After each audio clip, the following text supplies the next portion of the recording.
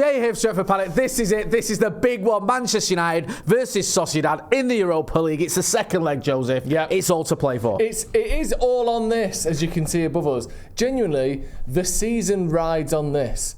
There will be moments in the Premier League that could give us a bit of hope for next season. It might give Amorim some glimmers of what this team can become. But in terms of actually having a productive season, it all comes down to this game.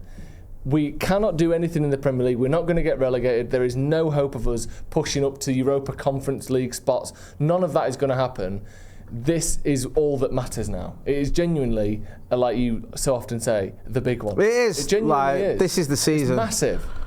Look, they have to know that as well. Usually United, at this stage in the season, are in some sort of competition in the league in terms of, are we getting into Champions League spots, are we getting into Europa spots, are we in a title race? And let's not kid ourselves, it has actually happened where we finished second a couple of times post-Fergie.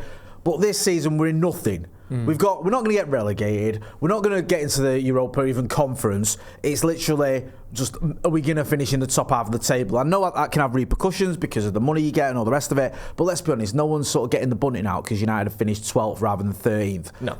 The entire season rests on this game. If we lose it, we ain't getting Champions League football next season and we ain't winning a trophy this season. Yeah. And we ain't really got anything to play for this season other than pride. And pride is a pretty crap thing to play for. Pride is one of the deadly sins, Joe. Isn't it? I don't really know why, personally. Pride? Feels alright, doesn't it? Well, they do slag it off, don't they, people? And that. Yeah. Pride comes before a fall, as they say. But then also another one of the deadly sins, isn't it, like those raisins you can get for kids? That's one of the deadly sins, so I think they messed up in there. What are they called? Sun-made. You know what I mean? It's all over the place, all the sins. For me, sins. The players have to play as though it's all on the line as well, by the way. They can't come out strolling around, we're at home, we're going to win. Like we saw it a little bit against Rangers, I thought. There was times where we took our foot off the gas and almost dropped points there, almost lost the game even, didn't we? We can't come into this game thinking it'll win itself. And we'll get onto Sociedad in a bit. They're not on the best of form. We saw them and we were all, I think, fan base wide, a little bit underwhelmed by Real Sociedad last week because we weren't great, but we were still the better team and they really didn't step up. So we can't take it for granted and we've got to really sort of, show that you're actually half decent. There's some decent players in this team. They need to start showing it. 100%. I was pleasantly surprised at how bad Sociedad were, and it was annoying that we didn't capitalise on that. But like you said, we will get to them a little bit later on. And we've seen it so often this season with Manchester United, where we've started slow, sluggish. You mentioned it there, the Rangers game. Yeah.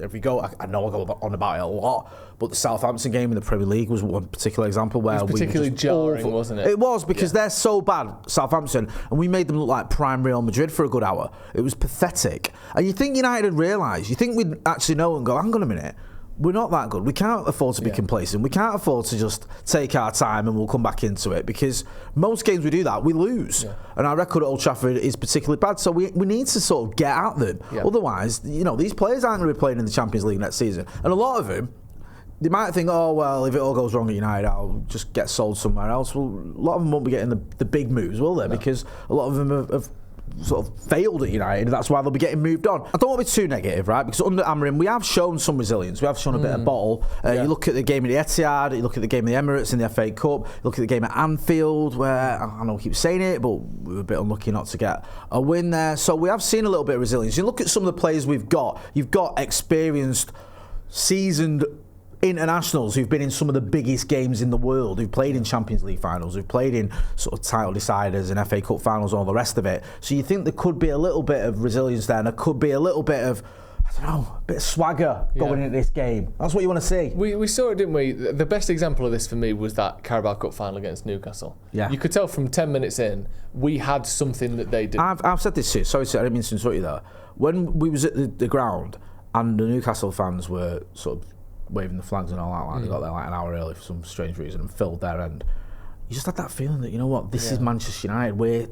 Even though we haven't won a trophy for about 5 years, whatever it was, 6 years, we'll be okay here. And as soon as that kick-off started, like you're saying, the players acted like that. Yeah, and obviously, I'm going to use an example here that is, we are currently a much diminished version of this. But when Real Madrid are in the Champions League, they can be the worst team of the two. They can go into a game or go into a tie thinking, well, they're at bad form, they're not doing very well in the league.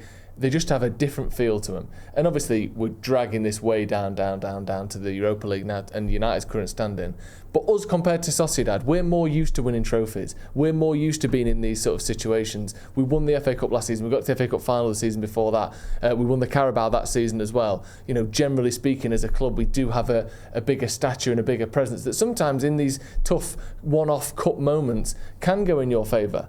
You know, there's a reason why certain teams tend to win a lot and keep winning a lot, because it's not just about having the best team. There's another thing going on. So I'm hoping that we can, again, it's because the squad isn't particularly great. We're not playing particularly great. I can't really rely on what I'm seeing on the pitch to give me confidence. So I'm almost saying, will the fact that we are Manchester United, as it boils down, will that help us out? I'm hoping it will. I think the Arsenal game can help us as well. I think that was a positive performance. Yeah. I think had we got battered off Arsenal, or just they'd lost won convincingly, that could have carried on into this game where it's like another home defeat, another performance that was poor, or whatever. I actually think that might give the players a little bit of confidence. Certainly as a fan, it's given me a little bit of confidence. I agree completely with what you're saying. Before we get into the predicted 11s, well, just remind everyone, we want your score predictions. So get your phones out, film yourselves in landscape for 30 seconds giving us your score prediction and send it to paddockmatchday@gmail.com, and we'll use that as part of our pre-match build-up on the watch-along. And we might even get you in the studio if you're Manchester based, or if you can get down to the studio. We've had some really good ones, and we're going to start sifting through them and getting a few you in the on the channel a bit more often. Let's talk about Predicted 11, and you can start. Yes. Talk us through your thinking here. This is the team you believe Ruben Amorim will pick. Yeah, so I've gone with Onana. I wasn't sure on Yoro's fitness and whether, even if he's fit, whether he'll start. So I've gone with Mazraoui, De Ligt and Lindelof. I think as the you're back right three. To be cautious with Yoro, because I think United will be cautious with Yoro. Yes. Overall. Yeah, especially after the injury he had in the summer. I know they're not necessarily connected. No, you're right. I think there will be an area of caution with him. So I've gone with that as the back three. I think maybe Lindelof will probably be in the centre, actually. I think that I'm just sort of realising that's where you hide your kind of least versatile centre-back. The one that doesn't have to run the channels as much, that doesn't have to play the ball out as much. So you stick Maguire there, you stick Lindelof there, and you can kind of cover their weaknesses a little bit. Then I've gone with Dalot, plays every single game, deserves a rest, needs a rest, but can't have one. Dorgu on the left-hand side, Fernandes and Casemiro as the two there. And then I've brought Højlund back in up front. And that's not a diss on Eriksen. I just thought we lacked a little bit of pressing ability with him in the team. And I think even though Højlund's not scoring, he's quicker and more aggressive off the ball than Eriksen is physically capable of being. And I think if winning the ball high up the pitch and getting a goal is probably our best chance. And also, as we've said time and time again, he does still have a decent record in the Europa League. Garnacho, I thought, was, other than Bruno, our most dangerous player against Arsenal. And Xerxes, again, we all know the reservations around Xerxes, but he seems to be improving over the last few weeks, so he's got to keep playing as well, hasn't he? Yeah, I don't know, I feel like the fact that he gave Højlund a sort of cameo might have been against Arsenal. He brought him on for 20 minutes when most people would have been thinking, bring Cheeto on. Yeah. I think it might have been a sort of nod towards this game. I don't know. I don't know whether it was just like, look, I'm going to use him at some point during that game. I'm not going to use Cheeto, obviously, because he's not eligible. So maybe I've got to sort of give him some minutes, keep his confidence going. I know it might have been counterproductive because he missed a chance, but I do feel like that. It's good to see Patrick Dorgu obviously back available for it, as you mentioned there as well. Bruno Fernandes, Casemiro's had some good games recently. Garnacho had a very good game, I thought, against Arsenal. Well, good second half, I should say, against Arsenal. And Xerxes, Adam McCullough's, new Martial FC candidate, innit? He absolutely loves him. Get to my team. So mine's slightly different. You can see there, back three of Heaven, De Ligt and Mazraoui. Lindelof, I thought, did quite well against Arsenal. Yeah. I still do have some slight worries about Vince Lindelof, and I do think the manager might as well. And I thought Heaven did really well. Mazraoui's been pretty much a mainstay of this team since Amorim's come in, and even before that under Erik ten Hag. So I expect him to play. The midfield there, Dorgu, as you mentioned, available. Dalot. Bringing Ugarte. I think Ugarte. We're going to get into the Sociedad team in a minute, but I think with Zubamendi coming back in for them as well, I feel like if Ugarte is available, he's fit enough, play him. And then I've gone Garnacho, Bruno in the 10, and I've gone with Xerxes. I was torn because I do think Højlund will feature. I just don't know if he's going to start. I know Xerxes is not really an out-and-out striker, but I just think he might get the nod here with Garnacho and Bruno backing him up. Get involved in the chat in the comments and let us know what you think. Let's talk about Real Sociedad. Yeah, we were all underwhelmed by him last week. Yeah. I think we all expected a high-pressing, technically proficient, hard-working team, and instead we got kind of half of all of that.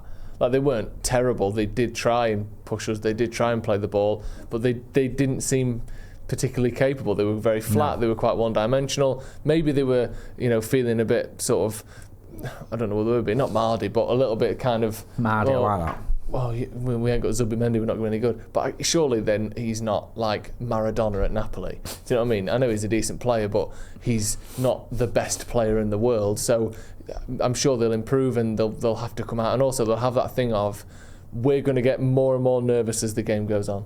If it's 0-0, 0-0, 0-0, 0-0, we will get shakier and shakier, more mistake prone, more nervous. The crowd will start to get a bit edgy and antsy. That's when they'll sort of come into it. The fact that this is now the second leg will allow the players like Oyarzabal and Zubimendi to kind of pull the strings a little bit and push us a bit harder than they did last time, almost because of our weaknesses rather than their strengths. But if they're anything like they were last week, we should just beat them. Do you know what I mean? What do you think?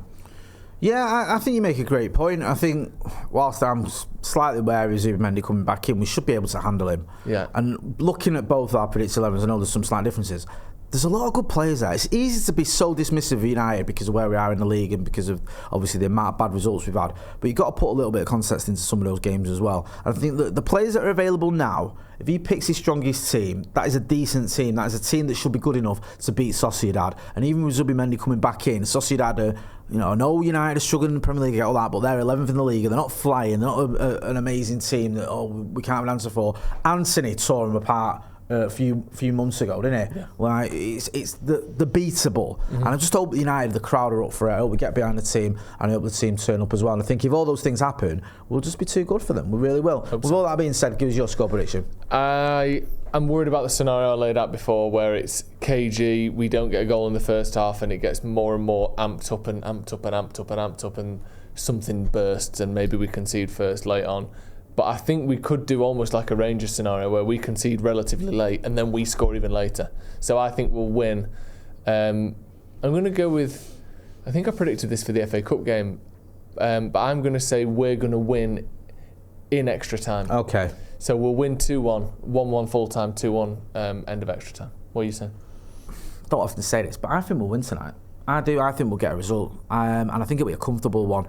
I just feel like Bruno Fernandes has got a bit between his teeth at the minute, and I think he's going to cause them all sorts of problems. Plus, I like Dorgu back in the team. I know he's a new signing. It's mad at a new signing who's not even a big money signing can become essential, but we just have so much better balance with him there in that midfielder on that left-hand side, or even sometimes on the right. So I'm going to go 2-0 United. I think a first half goal and a nice second half goal, and it's party time. Yeah, it's going to be party time. We're going to be partying. Partying. You're going to be partying on the watch along, aren't you? Yes. Who have you got with you? Big, full stacked house. We've got Finn, aka Academy Scoop. We've got Scotty, and we've got Ronaldo. Big game. Big. What would we call it? Panel. Big panel. Yeah, we're just watching the game. Join us. Yeah, make sure if you're not doing so already, you're checking Joe out on Sloppy Joe's. Huge. Make sure as well you're subscribing to the channel. That's been Joe. I've been Jay. This has been a preview: Manchester United versus Sociedad in the Europa. Thanks for watching.